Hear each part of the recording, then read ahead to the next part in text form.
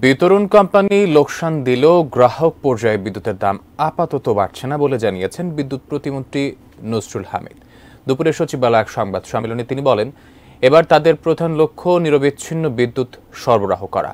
Budget পরবর্তী প্রতিক্রিয়া জানাতে বিদ্যুৎ বিভাগ এই সংবাদ সম্মেলনের আয়োজন করে।